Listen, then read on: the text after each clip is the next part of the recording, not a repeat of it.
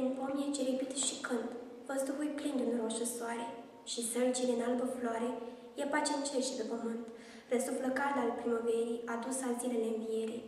Și cât de frumos în sat, creștinii vin tăcuți din vale, și te se întâlnesc în cale, își zic, Hristos a înviat, și râde atâta sărbătoare din chipul lor cel ars de soare, și un vânt de-abia clătinător șoptește prin văzduh cuvinte, e glasul celor din morminte, e zgomotul zburărilor, și pomii frunțile își coboară, că Duhul Sfânt porni să spoară.